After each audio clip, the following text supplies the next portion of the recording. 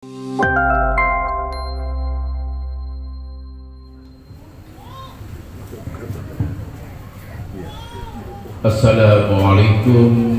warahmatullahi wabarakatuh. Waalaikumsalam warahmatullahi wabarakatuh. Bismillahi walhamdulillah. Wassalatu wassalamu ala nabiyyina Muhammad ibn Abdillah wa ala alihi wa sahbihi wa man tabi'ahu ila yaumil qiyamah. Amma ba'du. Wa qala Allah ta'ala fi kitabihil karim, a'udzu billahi minasy syaithanir rajim. Ya ayyuhalladzina amanu kutiba 'alaikumus shiyam kama kutiba 'alal ladzina min qablikum la'allakum tattaqun. Wa qala Nabi sallallahu alaihi wasallam, laisa siyam minal akli wasyurbi walakin as-siyam minal lagwi warrafath. Sadaqallahul azim wa sadaqa rasuluhul karim.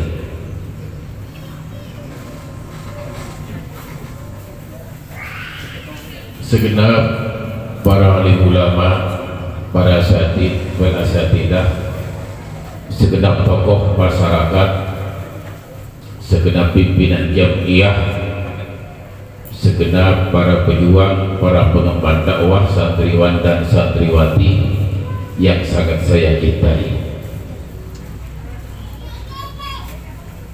Alhamdulillah, melalui suri Ramadan yang penuh berkah ini, kita dapat berkumpul bersama-sama dalam rangka menunggu datangnya waktu buka puasa, sambil kita simak satu ayat dan satu hadis yang disabdakan oleh beliau baginda Rasul terkait puasa Ramadan. Ini yang sudah sering kita dengar dari para dai, para mubaligh, para kiai, bahwa bulan Ramadan sebagai syahrus syam,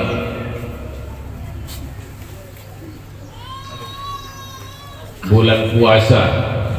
Ada mengatakan bulan Ramadan syahrun nuzulil Quran, bulan turunnya Al-Quran.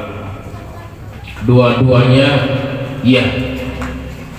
Ada yang di bulan Ramadan disebut bulan berkah. Tiga-tiganya masuk akal. Ada di bulan Ramadan sebagai syahrul jihad. Ini yang tidak sering kita dengar. Bulan Ramadan syahrul jihad.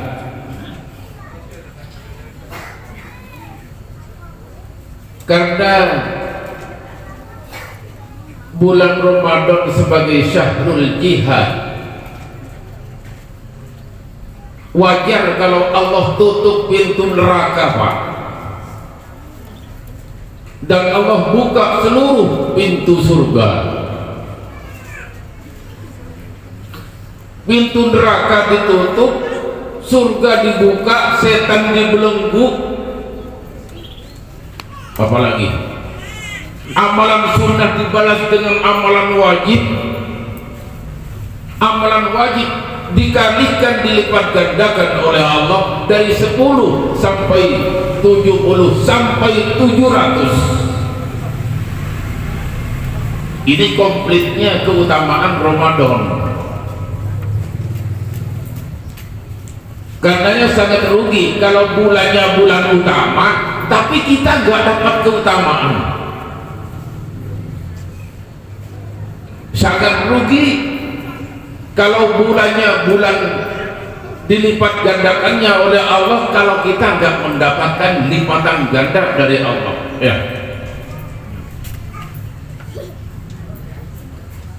Oleh karena itu terbukanya surga, tertutupnya neraka, terampuni segala dosa. Ini tidak diberikan oleh Allah itu dengan gratis dan cuma-cuma.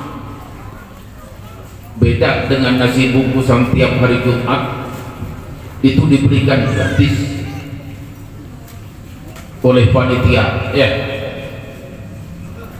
ini mumpung bulan Ramadan, tapi semakin banyak donatur kita, insya Allah.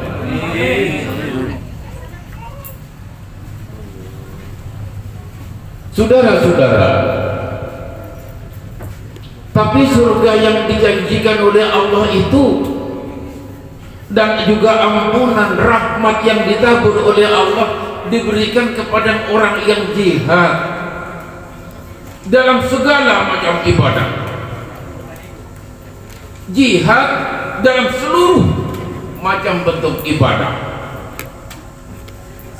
Hadirin, ini kita sekarang kan sedang ngaji, ya, sedang mendengarkan mau'izah.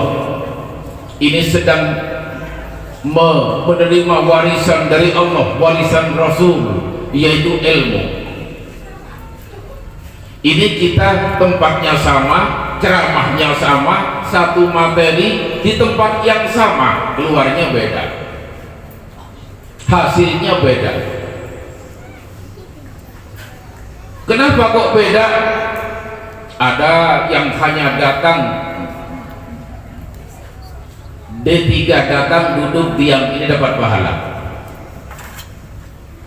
Ada DTC, datang duduk cerita, ini gak dapat pahala, malah penghinaan terhadap Rasulullah Sallallahu Alaihi Wasallam.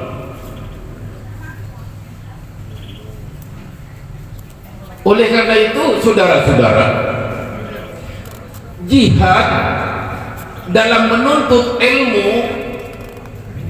Coba saya ingin cerita, boleh cerita? Ini durasinya berapa? Berapa jam dari sekarang? 1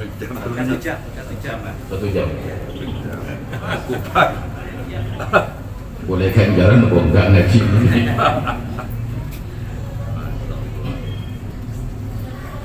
Jihad dalam menuntut ilmu.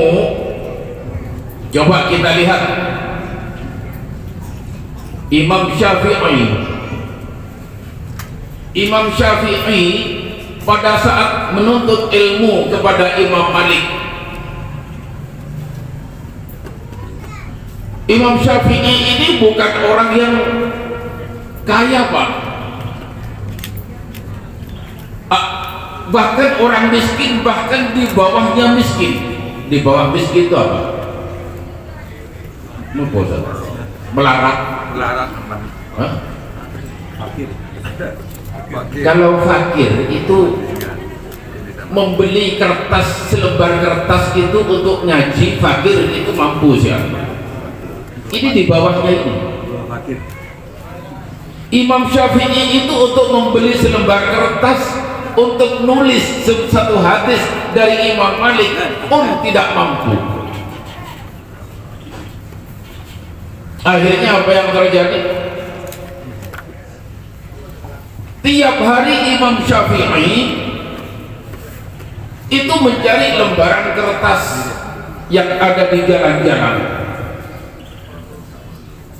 Begitu menemukan kertas di tengah jalan, dikebasin, dibersihkan, dibawa ke Imam Malik. Oleh Imam Malik dikasih satu hadis, ditulis oleh Imam Syafi'i, ditulis, dibaca, dihafal, diremet, masuk kamar. Besok lagi cari kertas lagi, karena nggak bisa membeli selembar kertas. Kalau fakirnya orang Gunung Legi ini masih, jangankan selembar kertas, satu buku mampu sih ya. Berarti nggak ada yang menyamai Imam Syafi'i. Besoknya lagi Imam Syafi'i cari kertas lagi. Begitu menemukan sebuah kertas di jalan, dibersihkan, dibawa ke Imam Malik, dikasih satu hadis. ditulis, dibaca, dihafal, diremek, masuk kamar. Tiap hari begitu Pak.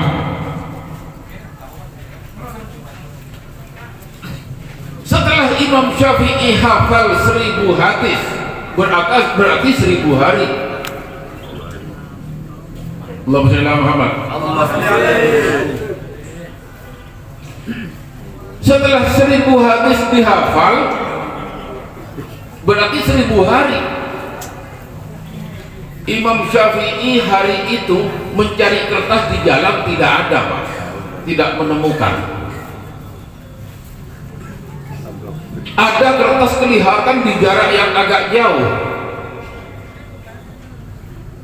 dibawa oleh angin ke atas bukit, dikejar oleh Imam Syafi'i selebar kertas ini. Begitu nyampe di satu lembah, begitu Imam Syafi'i mau mengambil kertas ini, angin ini membawa kertas ini kepada seorang wanita. Ada seorang wanita pakai kebaya. Pada saat mau mengambil kertas Imam Syafi'i, kebayanya wanita ini disingkap oleh angin, hanya terlihat betisnya tanpa sengaja. 1000 hadis yang sudah hafal hilang. Apalagi ngobrol di tengah-tengah pengajian. Ini pengkhianatan terhadap Rasul. Imam Syafi'i hanya sekedar haram tidak sengaja. 1000 hadis yang sudah hafal hilang. Bagaimana kalau sekarang kita sambil ngobrol bicara sendiri di majelis taklim, yakin dan percaya wallahi wan nabi ilmu tidak akan manfaat.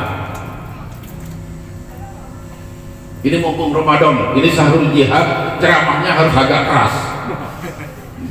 Ya, setuju enggak? Setuju. Harus. Karena Islam bukan agama lemah. Islam agama keras tapi bobot. Setuju? Setuju. Keras, bobot, Omar namanya Pak. Sudah lemah pelu, gondak lagi.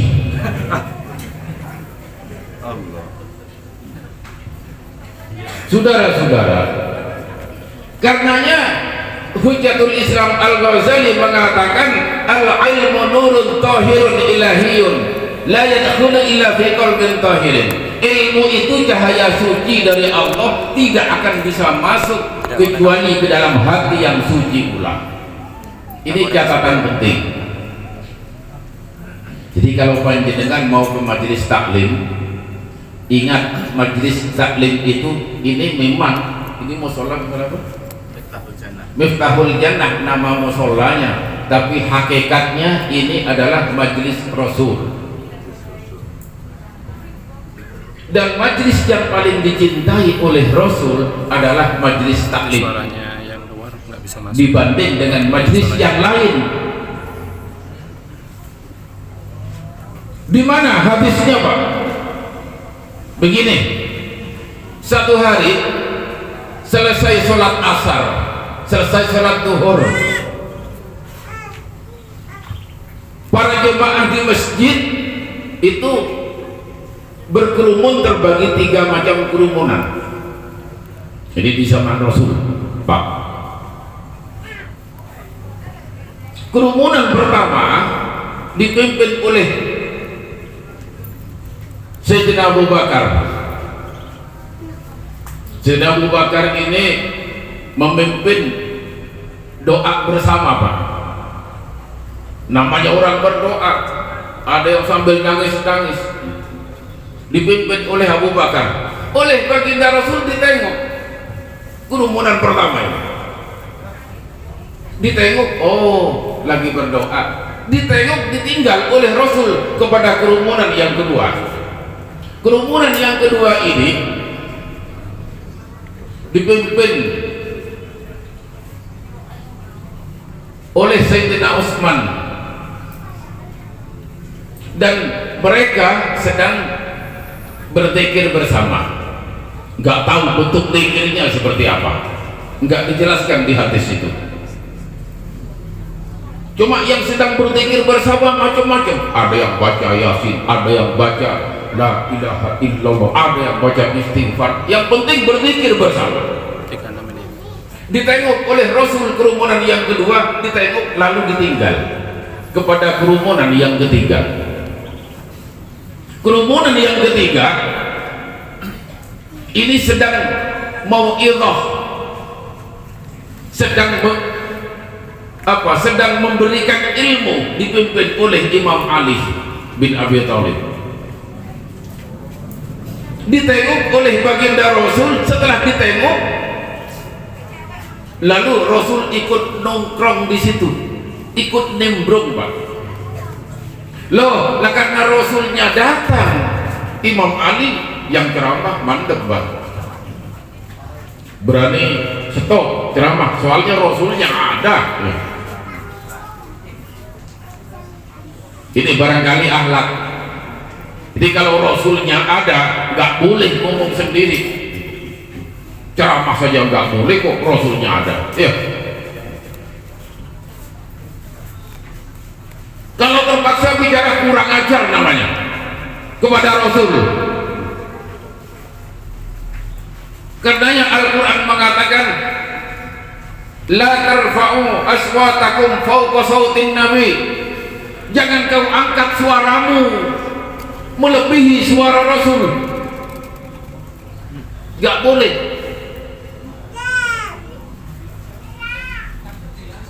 Karena ikut Rasul, ikut nimbrung di situ, Imam Ali mandek stop yang ceramah. Lalu Rasul bersabda,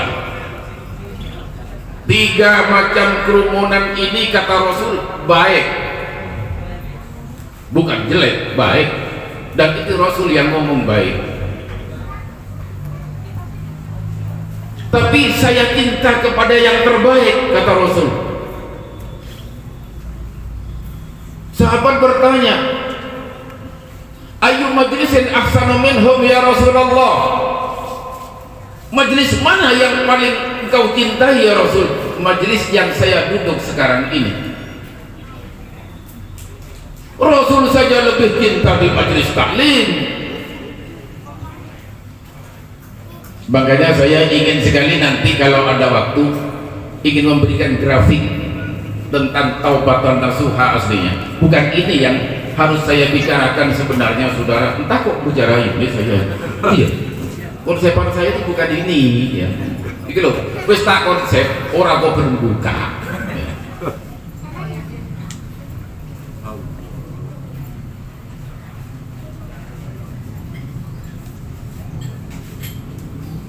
Bukan satu. Iki wis kadung keliru ini materinya. Materi itu grafik taubatan nasuha yang saya konsep ini. Oleh karena itu, kalau saja halal mengatakan Rasul hadir, itu bukan di majelis apa selain di majelis ilmu. Umpama halal saya mengatakan Rasul hadir bukan di majelis yang lain, tidak lain adalah di majelis ilmu. Oleh karena itu, saudara, bapak-bapak, ibu-ibu, santriwan-santriwati, para pengemban dakwah, hati-hati dengan yang namanya ilmu. Karena ilmu ini salah satu sifat Allah. Panjenengan duduk di sini, ini sedang mencari sifat Allah untuk memiliki sifat Allah. Salah satu dari sifat Allah adalah ilmu. Karenanya boleh saya katakan Islam bukan agama orang bodoh, bukan agama orang bodoh. Karenanya Rasul mengatakan, wa man taba, ini bab taubat, walam yata'allamil ilma falaisa bitaibin. Orang yang memproklamirkan diri sebagai orang yang bertaubat tapi tidak mau menuntut ilmu, tidak mau ngaji, Falaisa bitaibin, ini bukan orang yang bertaubat benar. Ini saya enggak tahu panjenengan yang hadir ini ahli taubat atau bukan? Halo? Ahli taubat apa bukan? Ini bulan Ramadan syahrul taubah lupa. Ini panjenengan ditanya ahli sedang taubat atau enggak, kok enggak ngaku? Sekali lagi jangan begitu. Saya taubat Pak sekarang. Begitu.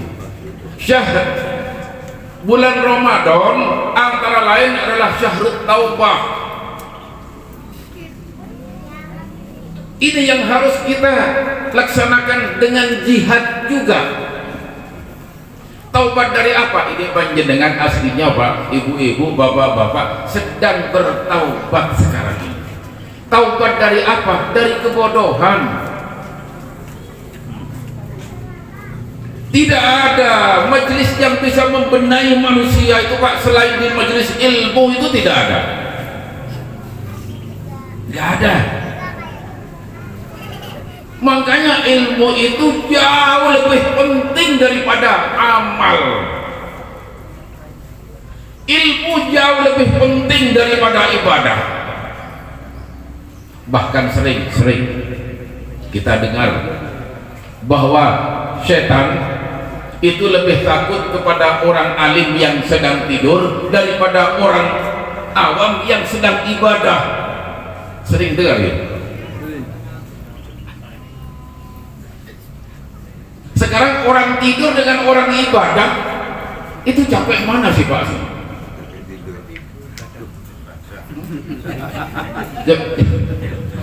Capek tidur apa capek ibadah? Capek tidur. Keliru panjenengan. Coba panjenengan karena belum mencoba. Saya punya guru di Jalan Bukit Tinggi di Banten, Ki Abdul Aziz, Allahumma maghfir lahu. Satu malam tidak kurang dari 100 rakaat. Qiyamul lailnya bukan itu di luar Ramadan itu.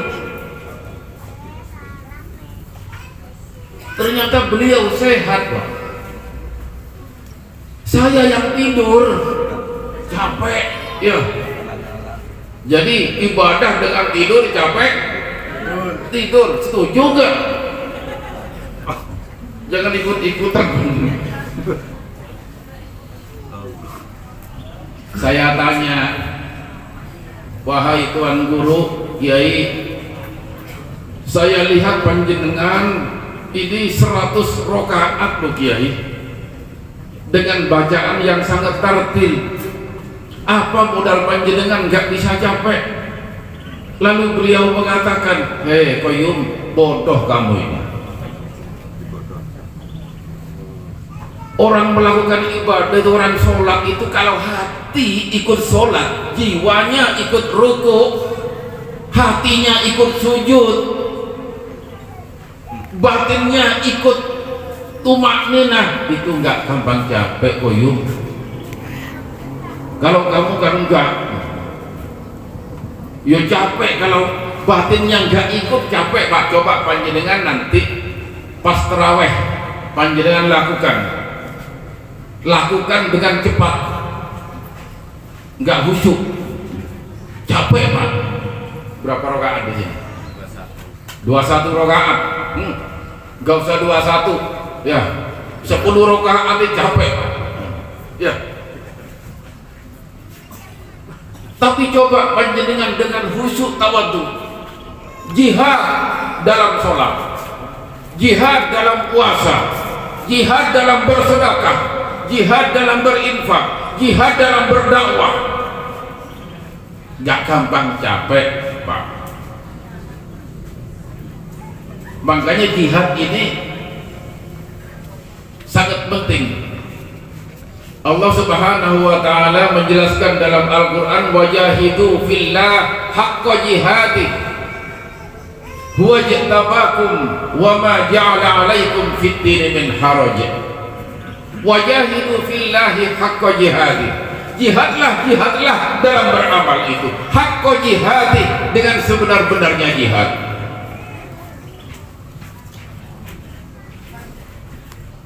Termasuk sholat.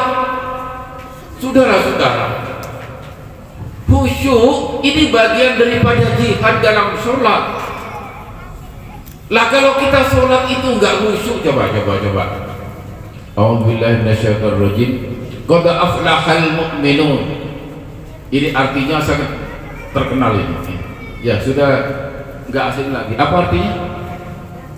Sungguh beruntung orang mukmin. Alladzina hum fi sholatihim khashi'un,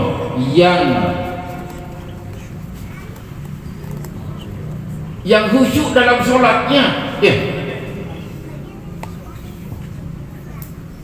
Ibu-ibu, bapak-bapak,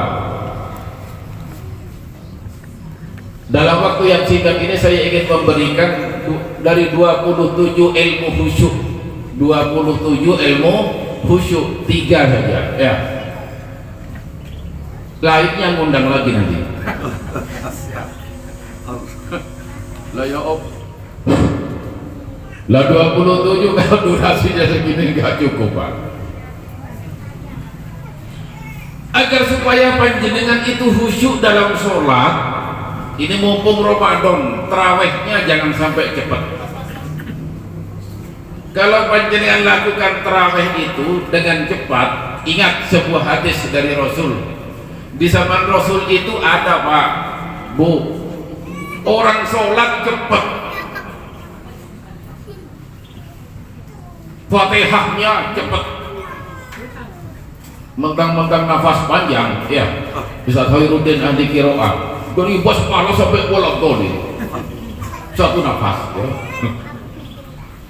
Alhamdulillahirabbil alamin arrahmanir rahim maliki yaumiddin iyyaka na'budu wa iyyaka nasta'in ihdinas siratal mustaqim siratal ladzina an'amta 'alaihim ghairil maghdubi 'alaihim waladdallin.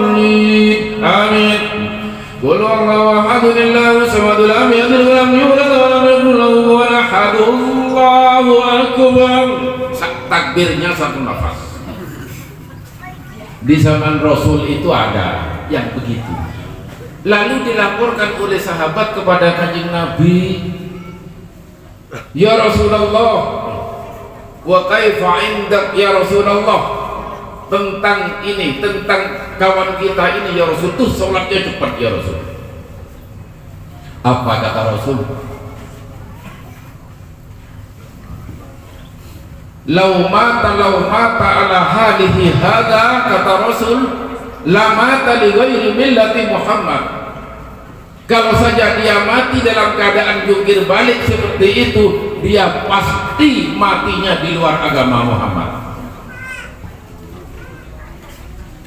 Stop, cepat. Baca Quran juga begitu, jangan cepat, dinikmati.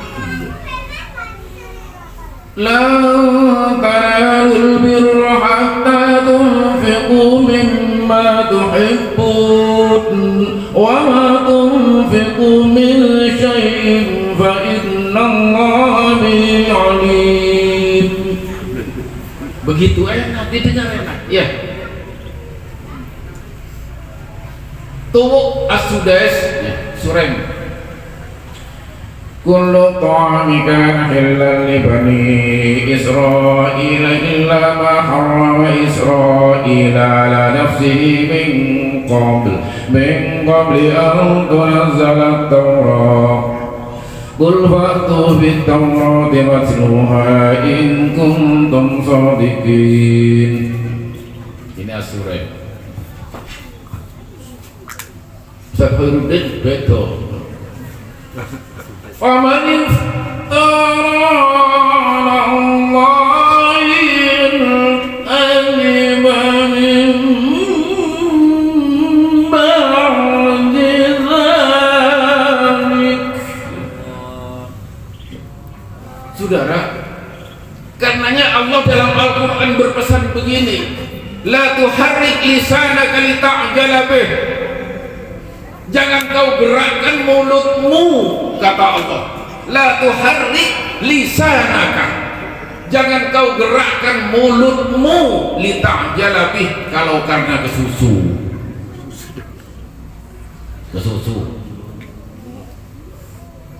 Harus pelan, santai, gak boleh cepat-cepat.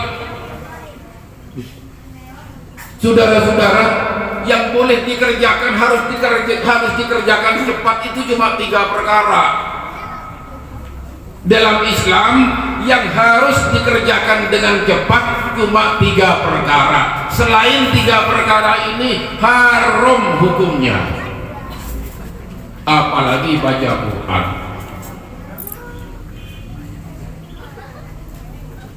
Apa yang 3 perkara? Pertama, nyaur utang, Pak. Ini kan wajah-wajah punya utang semua. Apalagi ibu-ibu ya. Nyaur utang, mana kreditan ya, tagihan bulanan yang mingguan ya. Satu belum lunas, tembak lagi. Kenapa kok harus disegerakan, harus cepat? Kalau sudah ada uang yang harus dibayarkan, cepat dibayar.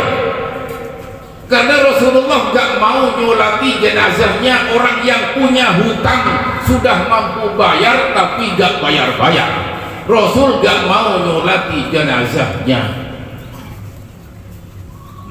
Yang kedua, menikahkan anak perempuan. Ini harus disegerakan, karena kalau nggak disegerakan khawatir, kalau nggak cepat-cepat dinikahkan khawatir dia itu nikah sendiri nanti ya. Yang ketiga, taubatan nasuha. Ini harus disegerakan. Oleh karena itu saudara-saudara, taubatan nasuha ini bukan perkara yang ringan, tapi perkara yang sangat berat, dan ini harus segera dilaksanakan oleh siapapun dan apapun statusnya. Saudara-saudara, tapi yang saya ingin bicarakan itu bukan yang berat dulu, tapi yang ringan aja. Ini bulan Ramadan, syahrul taubah. Pertama tadi apa? Pertama tadi bulan Ramadan, syahrul jihad, syahrul barakah. Bulan Ramadan yang ketiga adalah syahrul taubah. Taubatan nasuha adalah taubat yang secara hakiki, Pak. Lah, bulan Ramadan sekarang ini sebenarnya kita nggak boleh makan siang hari, bukan Allah kejam, bukan Allah kejam, bukan makanan kita makanan yang haram, bukan. Tapi di sini adalah ini bulan pertaubatan kita dari tidak patuh terhadap agama, patuh terhadap agama apa dan bagaimanapun pengorbanan kita. Oleh karena itu bulan Ramadan ini sering orang katakan month of training, sebagai bulan latihan. Latihan apa? Latihan minimal panjenengan itu latihan merasakan betapa enggak enaknya kalau perut seorang itu kelaparan. Dan ini enggak bisa, Pak, untuk menjadikan manusia sangat paham dengan orang kelaparan. Ini enggak gampang. Karenanya kita bersyukur, alhamdulillah di sini sudah ada panitia yang memberikan contoh kepada masyarakat, walaupun seminggu sekali ada sarapan gratis. Ini karena mereka nggak mau dituntut oleh perut yang kelaparan di pagi hari. Dan ini nggak bisa lewat seminar, simposium, penataran, ya. Orang ditatar, diceramai, dipidatui semua. Hai saudara-saudara, berinfaklah, bersedekahlah, ya. Kepada fakir miskin, santuni anak yatim. Nggak bisa dengan ceramah begini. Apalagi yang ceramah ini juga orang-orang yang kenyang semua perutnya, ya. Nggak masuk. Lah, untuk supaya kita merasakan ngajari orang berenang ini nggak bisa Pak dengan teori. Memang harus dibawa ke kolam renang, namanya Ramadan. Kolam renangnya namanya Ramadan. Ini kolam renang kita. Oleh karena itu, saya berharap bulan Ramadan ini betul-betul membuat kita itu menjadi insan yang kamil, insya Allah, amin. Kembali kepada poin ketiga tadi, bahwa bulan Ramadan syahrut taubah, taubatan nasuha. Taubatan nasuha itu yang kita tahu, pertama istighfar, minta ampun pada Allah. Yang kedua, niat menyesal sekali, yang menyesal dengan penyesalan yang sangat dalam. Penyesalan yang sangat dalam itu begini, ibu-ibu, ini ibu-ibu kan punya anak kecil. Ini ada ceritanya apa Pak? Ada seorang ibu punya anak kecil baru umur 3 tahun. Anak kecil ini yang 3 tahun ini dia agak patuh kepada orang tuanya. Ucapannya jelek. Mama bangsat. Kamu jangan ngomong begitu, saya pukul nanti. Mama bangsat. Diulangi lagi. Gak boleh begitu. Mama bangsat jelek. Langsung si ibu, coba sekali lagi kamu ngomong begitu, tak pukul sama palu kamu. Mama bangsat jelek. Diulangi lagi. Langsung si ibu ini ngambil petil Pak. Petil, tahu petil? Petilnya agak besar. Ayo ngomong lagi. Mama bangsat.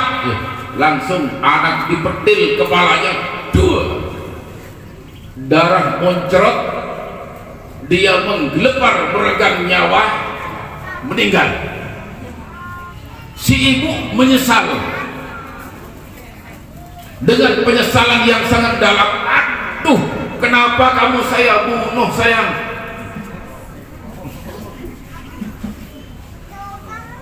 Kenapa saya pukul begini sampai berdarah begini? Menyesal sekali dengan penyesalan yang sangat dalam. Loh, begini loh Pak, menyesalnya taubatan nasuha itu.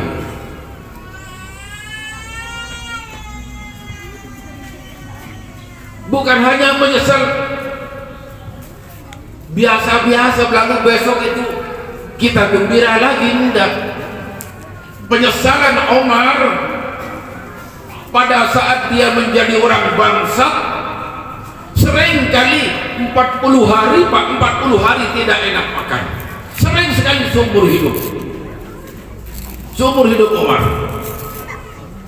Dan sering kali Umar pada saat menoleh ke kiri dia menangis, saat menoleh ke kanan dia itu ketawa. Ditanya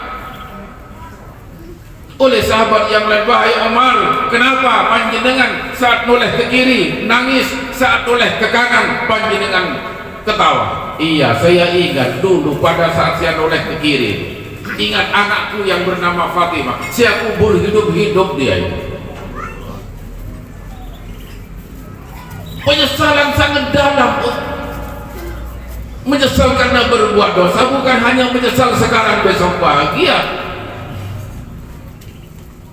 Hadirin kaum muslimin rahimakumullah,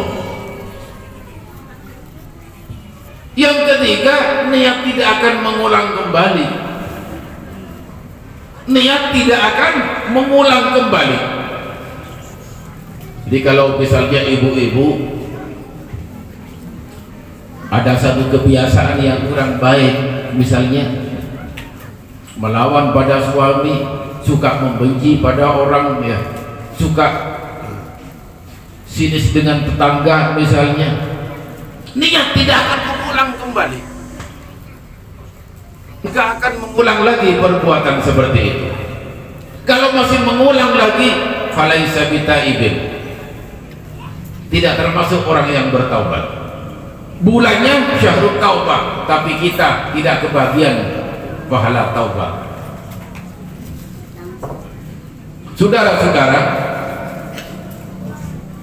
agar supaya kita sama-sama kebagian waktu, satu hari baginda Rasul ditanya oleh para sahabat,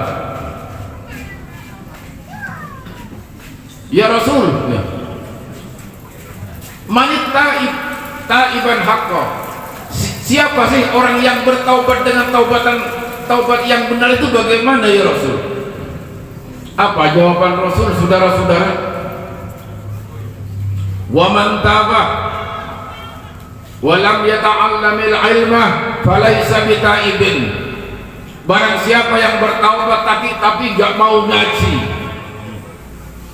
gak mau menuntut ilmu, gak mau datang di majelis taklim, falaisa bitaibin, bukan orang yang bertaubat. Loh Pak, wong soal taubat kok dengan majelis taklim jelas. Wong yang menjadikan manusia berbuat dosa itu karena kebodohan, saudara. Lah di sini servisnya kebodohan. Makanya di majelis taklim itu idealnya begini, harus ada dua fungsi. Fungsi pertama li ziyadatil ilmi, untuk tambah ilmu. Fungsi yang kedua li izalatil jahli, untuk membuang kebodohan. Lalu yang kedua, kata Rasul, wa man taba wa lam yasdad fil ibadah falaysa bitaibin. Barang siapa yang mengaku taubat tapi tidak tambah ibadahnya enggak tambah baik, falaisa bitaibin, ini bukan orang yang bertaubat. Lah dulu kayak gitu, sekarang kayak gitu lagi, ya ini enggak tambah baik namanya. Lah orang yang seperti itu falaisa bitaibin, tidak termasuk orang yang bertaubat. Dia hanya mengaku orang yang bertaubat. Yang ketiga, wa man taba wa lam yardal khusama falaisa bitaibin. Barang siapa yang bertaubat tapi tidak pernah ridho terhadap musuh-musuhnya, dia masih punya sifat dendam, enggak pernah mengampuni, enggak pernah ada perasaan ridho, falaisa bitaibin, dia bukan orang yang bertaubat. Loh idealnya bagaimana Kiai? Ya idealnya itu orang yang bertaubat, saudara-saudara, hatinya itu lapang, nggak ada permusuhan. Lah masa yang satu 21 rakaat, yang satu 11 rakaat, sudah berdengkel ya. Cuma sekarang sudah nggak pakai umum itu, nggak pakai umum bahasa sekarang. Kalau dulu dibesar-besarin itu, sekarang nggak ada yang rebutan itu, soalnya sudah nggak ada yang terawih ya. Yang biasa rebutan itu loh, nggak ada yang terawih sekarang. Makanya nggak pakai rebutan sekarang. Yang satu puasa di hari Sabtu, yang satu puasa hari Minggu, nggak pakai rebutan sekarang Pak. Soalnya yang biasa rebutan begitu nggak pakai poso bisa.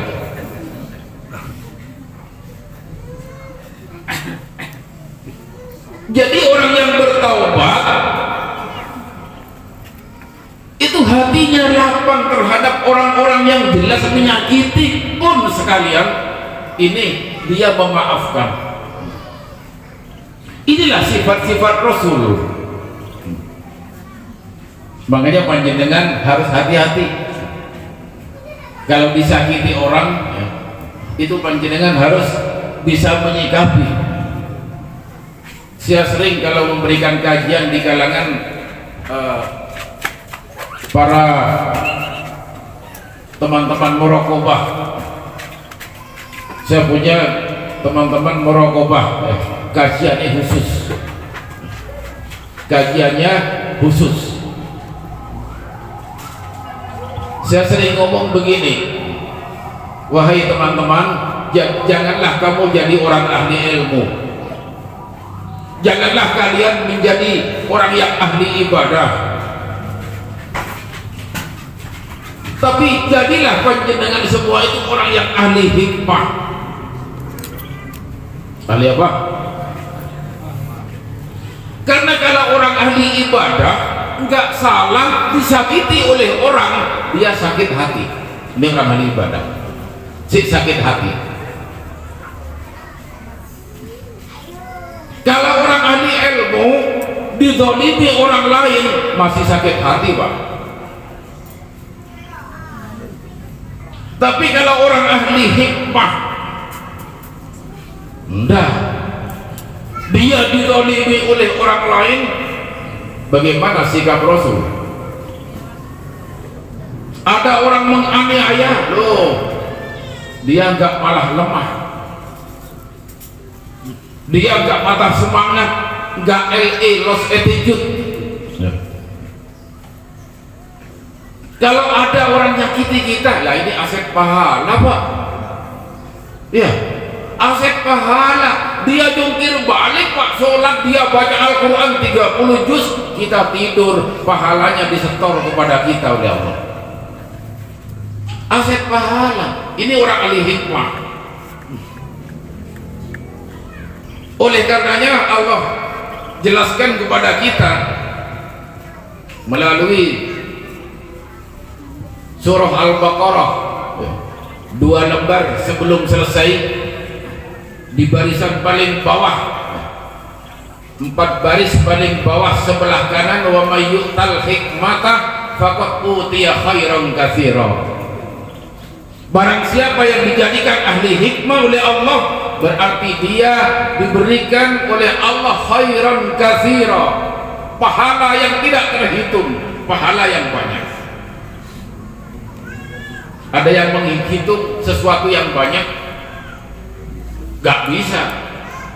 Kalau pahala Ramadan, ini pahala yang terkecil, Pak. Kenapa terkecil? Ada hitungannya. Dari 10 dikalikan oleh Allah sampai 700 kali. 700 ada hitungannya. Orang berkorban ada hitungannya. Sebanyak apa? Wa fi kulli sya'rihi hasanah. Setiap bulu ada kebaikannya, yang tidak ada bulunya enggak ada kebaikan. Ada hitungannya. Ya.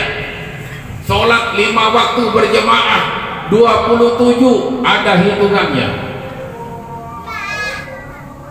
27 ada hitungannya, tapi orang ahli hikmah faqad utiya khairan katsira. Kalau khairan katsira tidak bisa dihitung, Pak. Enggak ada matematikanya itu. Kita terus dulu.